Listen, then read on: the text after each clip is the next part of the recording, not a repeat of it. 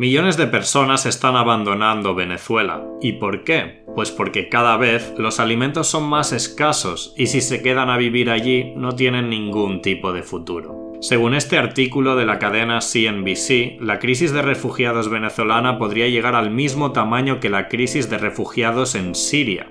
De momento, 4 millones de personas han abandonado el país, mientras que en Siria la cifra es de 5,5 millones.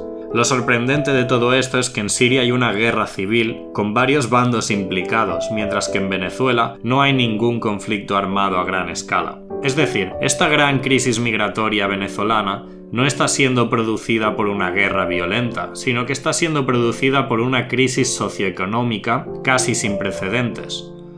Unos 4 millones de venezolanos, lo que es el 10% de la población, han abandonado el país. La situación está empeorando y la inflación y la falta de medicina y comida solo va en aumento.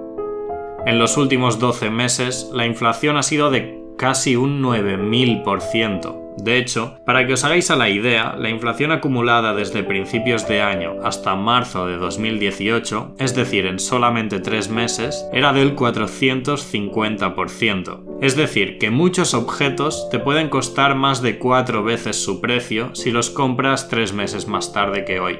Además, las imágenes de supermercados casi vacíos son cada vez más comunes y encontrar bienes de primera necesidad es cada vez más complicado. ¿Y a qué se debe esto? Pues a que el presidente Maduro intenta fijar precios bajos para luchar contra la hiperinflación, pero si los comerciantes venden a esos precios, pierden dinero, dado que tienen que comprar las mercancías en el exterior. Por lo tanto, no les sale a cuenta llenar los supermercados. Como dice este artículo de la CNN, muchos productos están perpetuamente en bajo stock y los productores lo tienen complicado para cubrir costes. Y esto no es nada sorprendente con esta inflación tan grande.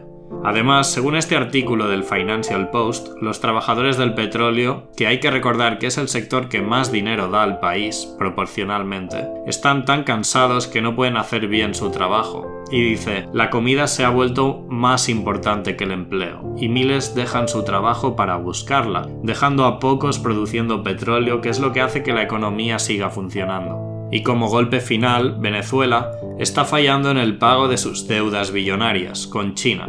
Es decir, ni siquiera pueden devolver los intereses del dinero que les han prestado los chinos.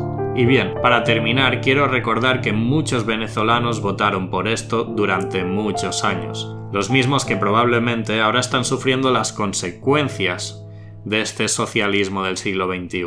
La democracia es un sistema que puede llevar a un país al colapso total. La opinión de la mayoría no es siempre la mejor opción y no debemos fiarnos de políticos que nos prometen el paraíso sin tener que esforzarnos nosotros mismos. Además, el fracaso de todo esto es por culpa de Maduro, pero también es culpa de Chávez, el cual sentó las bases de la economía de Venezuela y por lo tanto sentó las bases del colapso de Venezuela. No es que Chávez fuera bueno y Maduro fuera malo. Los dos, a grandes trazos, seguían la misma línea política: atacar al libre mercado, expropiar empresas, aumentar la influencia del Estado en la vida de la gente y la dependencia de la gente al Estado, dando casas gratuitas, comida gratuita y demás cosas gratuitas cuando había dinero del petróleo y de los altos impuestos a las empresas. También quiero decir que en España tenemos problemas que hay que resolver, y muchos, pero debéis saber que el marxismo no es la solución. Yo recuerdo esos tiempos en que Venezuela estaba disminuyendo la pobreza, construyendo casas para el pueblo,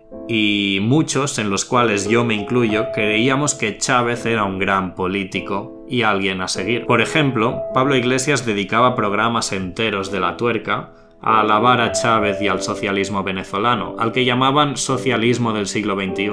Pero al final, al Estado se le terminó el dinero de los demás. Muchas empresas tuvieron que cerrar y se cerró el grifo para los pobres. Y todavía hay gente que cree que todo esto es culpa de los malvados capitalistas y de Estados Unidos, y no de un gobierno todopoderoso que ha fracasado por expropiar empresas y redistribuir la riqueza. Y ha fracasado en su intento de crear una economía planificada que funcionase bien. Y es que un sistema redistributivo socialdemócrata puede funcionar, pero solo mientras sea acompañado de un sector privado productivo al que cobrarle impuestos. El interés de la mayoría de los políticos está en aumentar la importancia del sector público, pero esto siempre genera deuda, más impuestos y, en el caso de Venezuela, pobreza extrema.